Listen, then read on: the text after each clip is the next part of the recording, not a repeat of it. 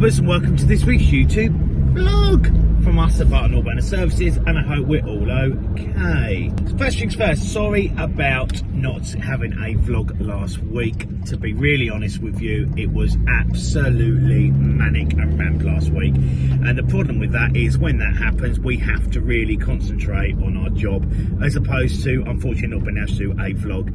Coupled with my birthday, and thanks for everyone who said happy birthday to me. Obviously it's a 4-day week, sorry about that, but we're moving on to this week. So I am going to do a burner rebuild. Correction, I done the burner rebuild, most of it last night. So this is another company we do work for. They had a Powermatic, the burner didn't work, they didn't know what it is, they've taken it off, they've dumped it in our office, I've taken it home to sort it out. It is a New Way burner, which is quite an oldish style burner, and not a bad burner in their day, but obviously it's a bit dated now.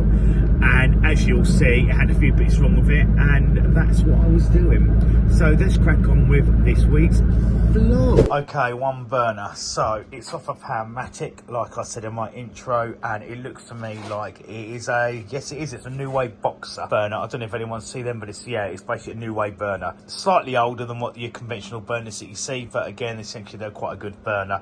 So there, obviously, we have the control box. It's just got a Sotronic control box on there. There's your transformer. You've got your, on this case, it's a Suntech pump on this here. Obviously, there's your photocell. You've got, obviously, it's a bit of a longer blast tube with your flame ring and that in the end there, like so. That looks like it needs sorting out.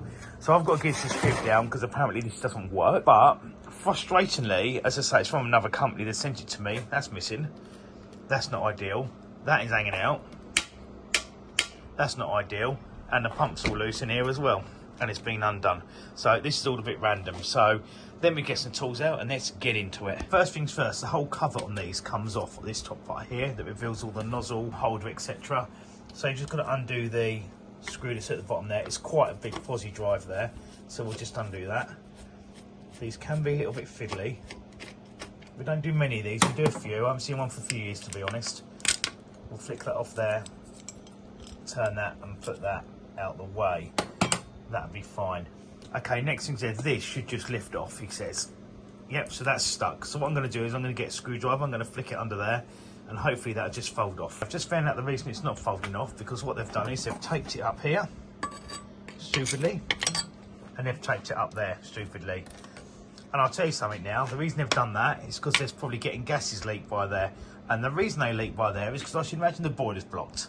Okay, so what they need to do when they go back, I'll be telling them to clean it before they go any further. I've got to try and get this tape off here, and I'm going to get this tape off here, and then I'm going to flick it off, and I'll be back. Right, I've just cut the tape with a knife, and basically just, so normally you just undo that screw, you get hold of this, you give it a little wiggle, and then basically off it comes. And voila, you've got quite a lot in there. So obviously you can see your HT leads, nice and easy. These are quite flexible here. Clearly, that is supposed to be the nozzle assembly holder there, which has been disconnected for some reason. So I'll pull it out anyway. The way you do that is to slide the photocell out. You mustn't forget to do that. It's just a normal MZ cell in this case, which I'll take out like so. And then you pull the leads off. So we're just going to see if I can do it one-handed. Oh, they're stuck on there, so we'll just try and pull this back a little bit and see if we can get it out as it is.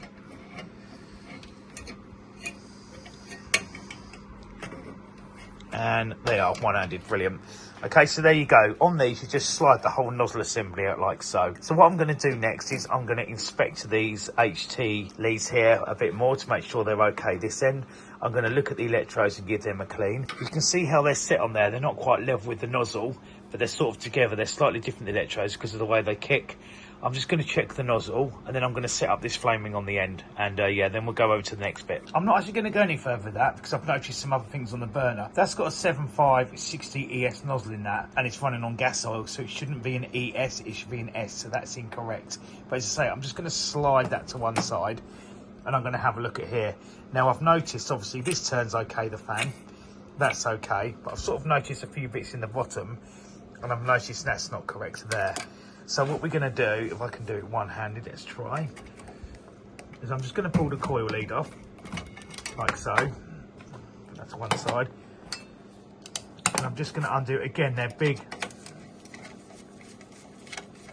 big screws here on here. Okay, we're just going to pop that off. One on the other side.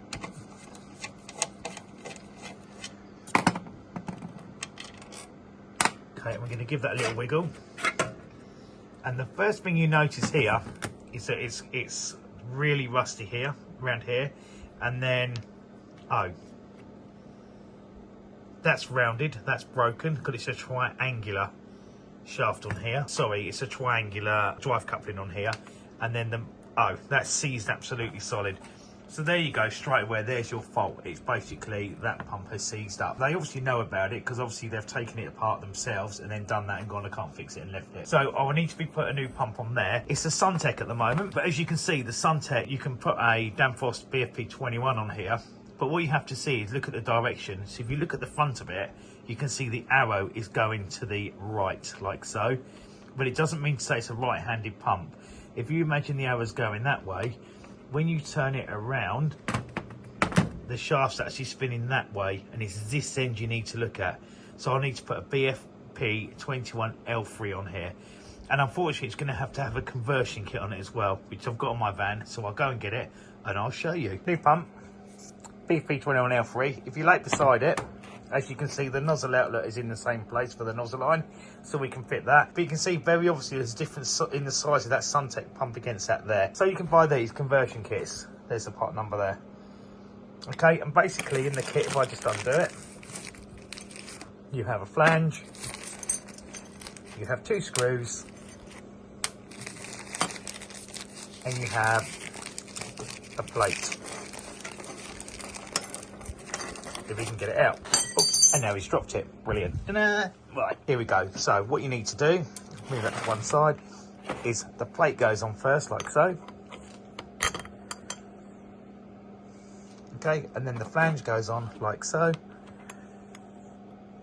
And then you have screw number 1, screw number 2, and it goes in. Basically, you've now made that up.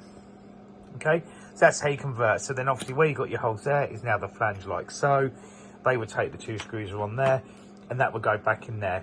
So that I can sort no problem. Okay, just quickly, yeah, I've done that up now. So obviously that will just slide back in there nice and easy. So obviously you can see how well that goes. It's really good conversion, that. So it's always worth just keeping one in your van, because that we probably come across that about once a year, as I said. Right, onto this. If we listen, it's noisy. So that needs a set of bearings in that, so I'll be stripping that in a second. As I said before, all the HT leads are okay. There's no sign of cracking or anything on there, which is good. So that side's okay. I'm going to take all this tape off, like I said, this tape here. I'm going to give it a good clean here, have a good clean in there. I'm going to pull this burner out, this burner motor out, like I said, and I'll be testing the capacitor, and I'll be doing the bearings on there. Yeah, it's a bit of a mess, this, but yeah, these are quite dear new, these burners, so it's best just to do it and actually repair this, because it's not going to be a massive build, to be honest with you. So yeah, right, let me get this burner motor out. Okay, so for you people that you're not aware on these, obviously the burner motor's there. I've done the 2 bolts that are there, but you can't just pull the burner motor out because the fan won't go through there. So what we now need to do is strip all this end off. So it's quite a lot to do. So we'll just mark here with a pen about here and here. We'll undo the 3 screws that are there. We'll take this bit of tape off because it's taped up, and then this section will come off. We should then be able to get an Allen key down there, which will allow me to undo the actual fan, hopefully get the fan off, and then the burner motor will come out. That's what I'm going to try and do. So let's have a little crack on here. Number 1.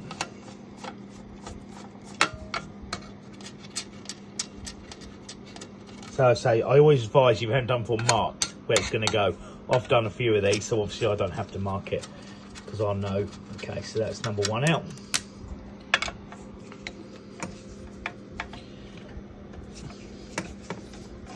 Here comes number 2.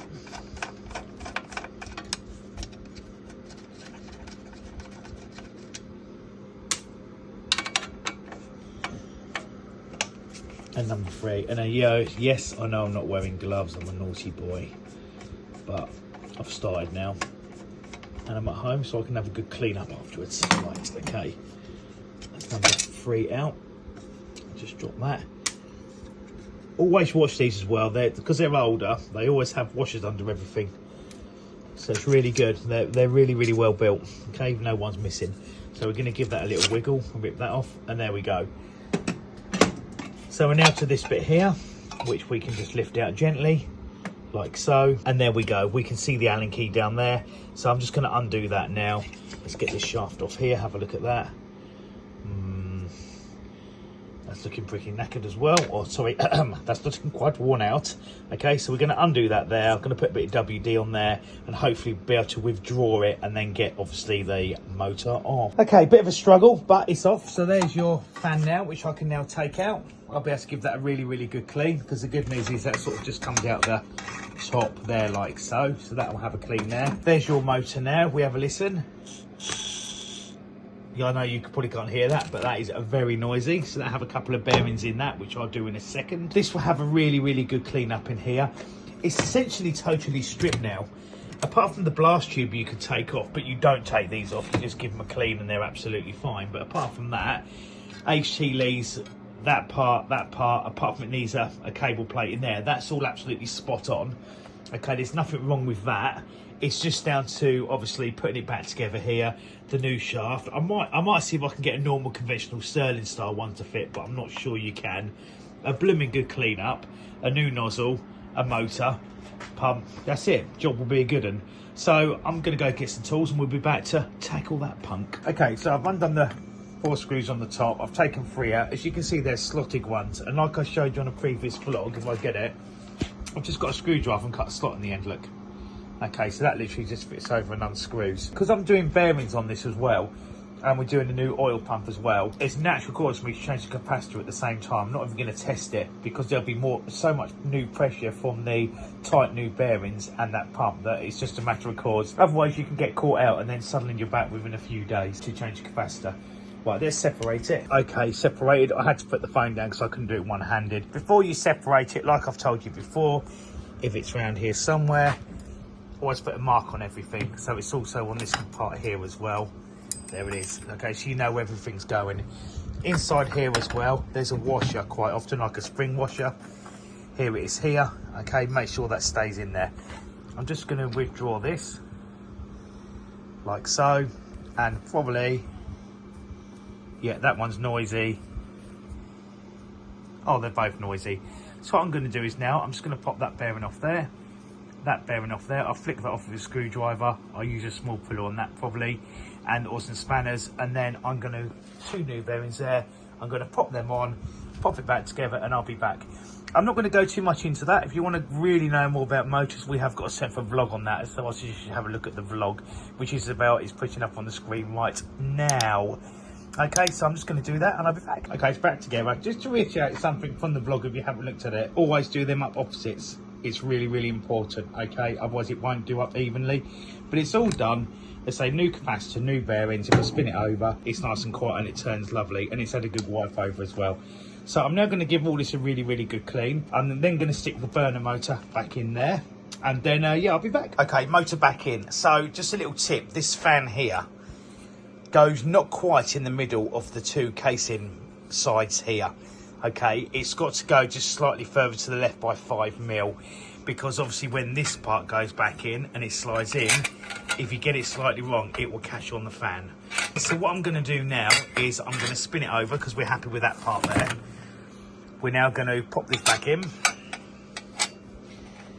I did mark it just to show people that obviously it can be marked to be okay. So that's going to sit on there like so, and that's been cleaned. And then I'm just going to get this tape off here in a minute, but we're going to just find my little mark I put on here, wherever it's gone. There we go. And we're going to, he says there's a mark, he had a mark.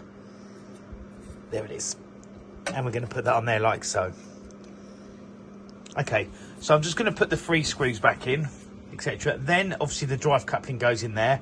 I've actually worked out you haven't got to use the square stuff. A Sterling shaft will fit. I just took about 10mm off that. So that's going to go inside there. Once I've done that, I'm then going to line the pump up like so, and that will go in there, and that will all fix, and put the nozzle line back on. Once I've done that, I'm then clearly going to do the nozzle put the correct nozzle in. I found out that's actually totally incorrect, that nozzle, wrong sizing and everything. And if you're ever unsure about nozzles and what they should be on any Powermatic burner, if you give them the serial number and you actually ring New Way, who make these burners, they will tell you absolutely everything about the burner, what pump pressure, what nozzle size, everything to set it up on. So basically, just running through what I've done again, let's have a recap. I've done bearings, I've done capacitor. The control box, I'm going to need to check at the end because it's looking a bit suspicious to me. The leads are okay, the HT leads. It's nice and clean inside here now. Pump, as you know, I've done. I've put the conversion plate on there. I've explained the directions of the pump, etc. Obviously, it needed a drive coupling because it's the old triangle one here, which obviously I need to do. That's going to go in there. As I say, the nozzle's going to go back in there. This is now the downside. I'd love to show you the rest of it, but unfortunately, I've just had a job come in. And yeah, Isabel's actually editing this tomorrow as well. So I'm sorry, I'm not going to be able to do any more. So it's like the unfinished vlog, isn't it? Which is a bit of a disaster. So anyway, that's where I'm at with this. It's all going to fire and run and be absolutely fine. Going back to this bake plate here, I've spoke to the company that sent us the burner. There is a base plate. It's actually got the live neutral and earth through a wire into it. So they disconnected it for me anyway. So I'll be putting a new oil line on it as well. And that will run absolutely a dream. So yeah, back to the van, I'm afraid. And that's it. That is this week's YouTube vlog. Nearly done.